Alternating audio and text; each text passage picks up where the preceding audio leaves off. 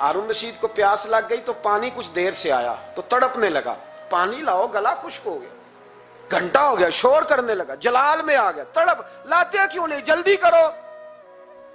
جب بندہ گرمی میں آتا ہے نا باہر سے تو پانی دیر سے آیا نا تو دل کرتا ہے کہ وہ ہو سکتا ہے گھر میں کوئی بم بھی پھوڑ دے، پانی کو دیر سے آیا ہے، پہلے پانی۔ اس لیے سمجھدار خواتین باہر سے جب کوئی آتا ہے تو پہلے پانی لاتی ہے، پانی لاتی ہے، پانی پی لیں جناب۔ تو ہارون رشید تڑپ رہا ہے، امام مالک قریب بیٹھے تھے، خادم کہنے لگا حضور ایک کنواں خشک ہو گیا ہے اور دوسرا آپ کی شایان شان نہیں، پانی صاف نہیں، تو تیسرے سے بندہ لینے گیا ہے، آ رہا ہے۔ بندہ تھوڑی دیر سے آیا تو ہارون رشید بڑا پریشان تھا۔ اب بات امام مالک کر رہے تھے تو وہ نہ توجہ اس کی پانی کی طرف تھی، پیالہ پانی کا اندر داخل ہوا تو ہارون رشید کا دل کرتا تھا کہ اڑ کے پانی کے قریب چلا جاؤ، لپک رہا تھا پانی کی طرف۔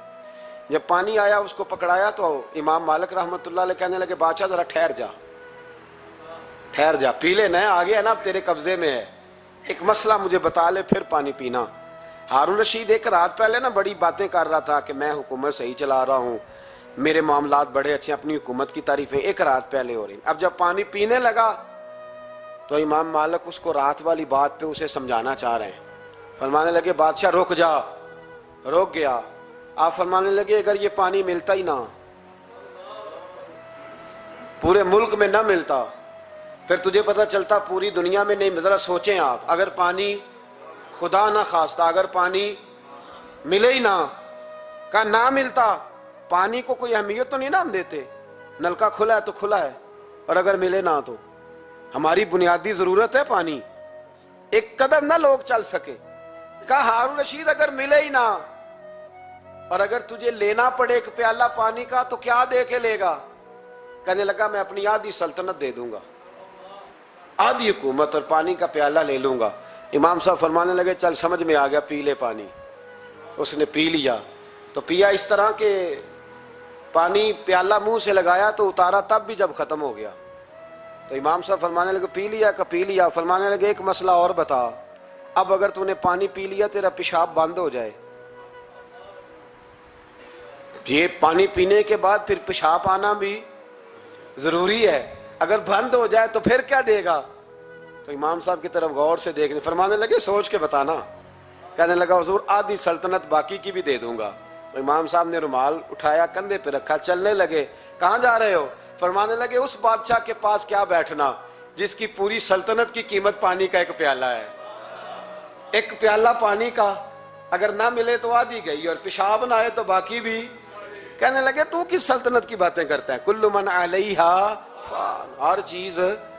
اب یقین کریں ہمارے پاس کوئی بندہ بیٹھ جائے نا تو ہم اسے ہلنے نہ دیں، ہم اسے کہیں تو تجھے پتہ ہی نہیں اصل بادشاہ میں ہی ہوں۔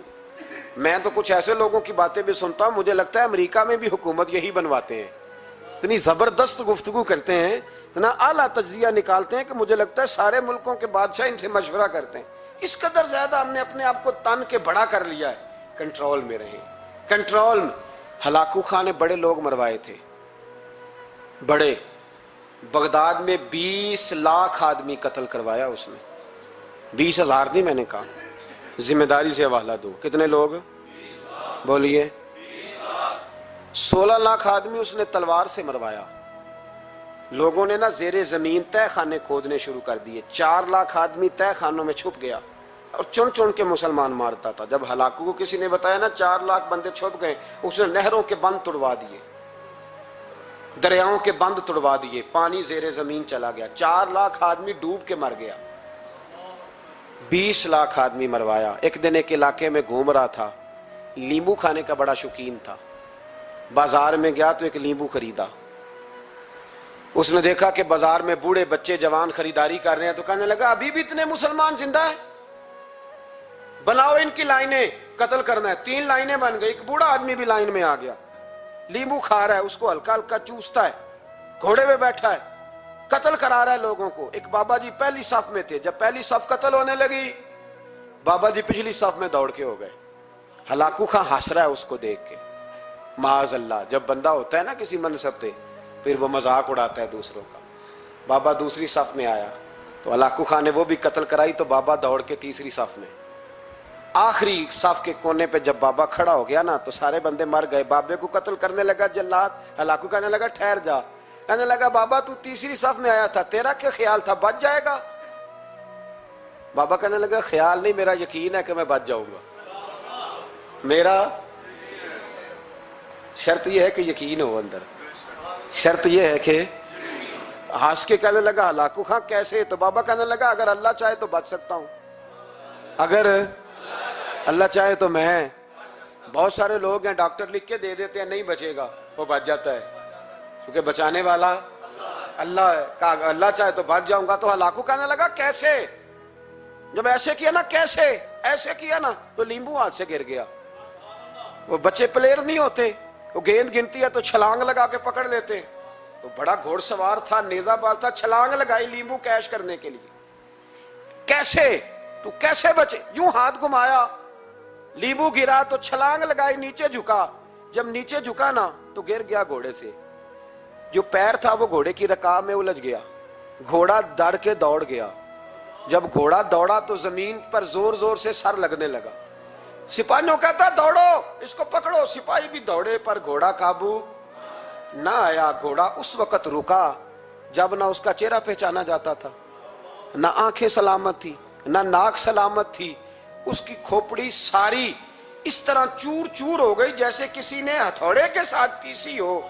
ہلاکو کی لاش سے خون بہ رہا تھا. بابا ہنس رہا تھا. ایک سپاہی کہنے لگا بابا تو کیوں؟ کہنے لگے میں اپنے رب کی قدرتوں پہ مسکرا رہا ہوں. کل من علیہ فان ویبقی وجہ ربک ذو الجلال والاکرام. کا میں نے اسے سمجھایا تھا کہ بچانے والا بچا لیا کرتا ہے. تو اس نے مجھے, سکندر اعظم نے 32 سال کی عمر میں آدھی دنیا فتح کر لی تھی. تو لوگ پتہ کیا کہتے تھے؟ یہ وہ بندہ ہے جس کو تاریخ نے گریٹ کا لقب دیا ہے. لکی نہیں کہتے, ہم کہتے بڑا لکی ہے بھائی. لوگ کہتے تھے یہ مقناطیسی آدمی ہے, کبھی ناکام ہوا ہی نہیں. سکندر اعظم کبھی ناکام نہیں ہوا. جس علاقے, اور عمر کتنی بھائی, اتنی کم عمری میں اتنی دلیری, آدھی دنیا فتح کر لی. ملتان سے گزر رہا تھا تو اسے ایک تیر لگا. کچھ لوگ کہتے ہیں یہاں جیلم کے پاس لگا تھا. ایک تیر لگا اسے. اس نے کہا بندہ تلاش کرو, کسی کی اتنی جرت کہ سکندر اعظم کو تیر مارا ہے, تلاش کرو. جب ڈھونڈنے لگے تو بندہ نہ ملا. تو سکندر نے حکم دیا کہ جس کی آنکھ چمکتی ہے اسے قتل کر دو. مرد بھی مارے, بچے بھی مارے, بوڑھے بھی مارے. تو لا کے لوگ کہنے لگے انسان کوئی نہیں بچا. کہنے لگا میں نے تمہیں کہا تھا جس کی آنکھ چمکتی ہے قتل کرو. بلیاں بھی قتل کرو, ہو سکتا ہے کسی بلی نے منہ میں رکھ کے پھینکا ہو. کتے بھی مار دو, کبوتر بھی مار دو. ہر چمکتی والی آنکھ اس نے بند کر دی. یونان کے قریب ایک بستی کا رہنے والا سکندر عراق کے شہر بابل میں تھا. ملیریا بخار ہوا. کیا کہتے ہیں ہم, چند ٹکیوں کی مار ہے, دوائی کھا لو ٹھیک ہو جائے گا. ملیریا بخار ہوا. 32 سال, کچھ لوگوں نے کہا نہیں 2 مہینے کم, 33 سال عمر ہو چکی تھی.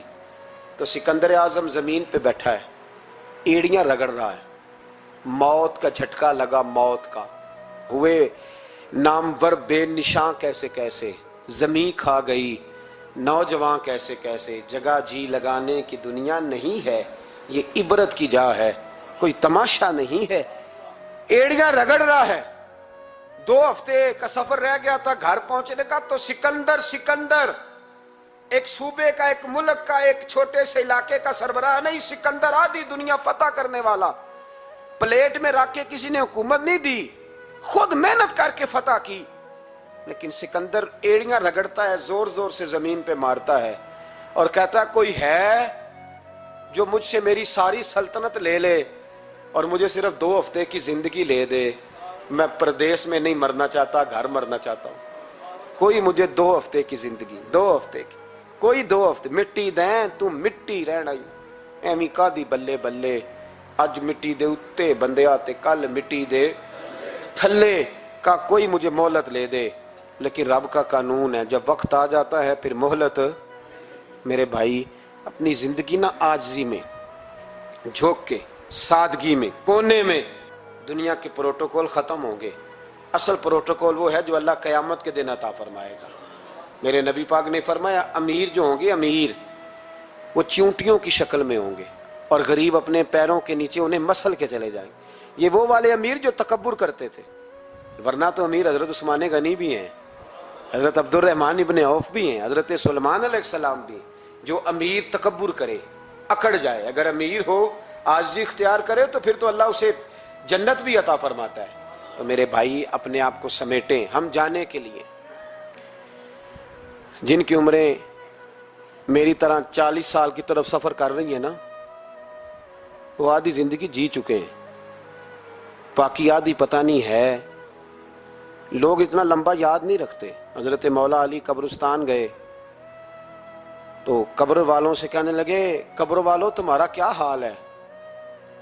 تو ایک مردہ قبر کے اندر سے بول کے کہنے لگا، علی کفن پھٹ گیا ہے، ہڈیاں چور چور ہیں، مال تو پتہ نہیں کہاں رہ گیا، پر حساب دینا پڑ رہا ہے، آپ بتائیے پیچھے ہمارے گھر والوں کا کیا حال ہے؟ تو حضرت علی فرمانے لگے، جہاں تم بیٹھتے تھے وہاں کوئی اور بیٹھنے لگ گیا ہے، تمہاری بیویوں نے نئے نکاح کر لیے، تمہارے دوستوں نے نئے دوست بنا لیے، اب تو لوگ تمہیں یاد بھی نہیں کرتے، اب تو تمہارا ذکر ہی کوئی نہیں کرتا، اب تو ختم ہو گیا، تمہارا تذکرہ بھی کوئی نہیں۔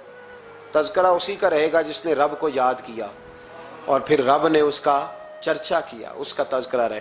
اپنے آپ کو ایک موقع پر بھی کبھی متکبر نہ ہونے دے، عاجزی حسن ہے زندگی کا۔ خزانہ آئے تو قارون نہ بنے، محل بنائیں تو شداد نہ بنے۔ اگر اللہ تعالیٰ دولت دے تو کبھی بھی اپنے آپ کو نمرود اور فرعون نہ بننے دے، اقتدار ملے تو کبھی بھی اپنے آپ کو ہلاکو خاں اور چنگیز خاں نہ بناؤ، اور اگر نمازی بنو تو وہ والے نمازی بنو جو نمازی بھی ہوتا ہے۔ حضرت عمر فاروق کو کسی نے عید والے دن دیکھا تو عمر رو رہے تھے، چھوٹی عید والے دن۔ ہمارے ہاں تو لوگوں نے ڈیک تیار کر کے رکھ لیے ہیں، تیاری ہو گئی ہے، چاند رات کو جو نیکیاں کمائی ہیں وہ ساری شیطان کے حوالے کریں گے، معاذ اللہ ماشاء اللہ، اس کو کہیں گے لے جا، ہم نے کمائی ہیں تیرے لیے، فوراً پہلی رات ہی، ادھر اعلان ہوا نہیں ادھر تماشے لگے نہیں، معاذ اللہ۔ حضرت عمر عید والے دن رو رہے تھے، کسی نے کہا عمر یہ خوشی کا دن ہے آپ رو رہے ہیں؟ تو فرمانے لگے خوش تو وہ ہونا جس کو یقین ہے کہ اس کا نماز روزہ قبول ہو گیا، مجھے تو ابھی پتہ ہی نہیں میرا قبول ہوا ہے کہ واپس کر دیا جائے گا، جاؤ مجھے کچھ خبر سناؤ آ کے کہ میرا قبول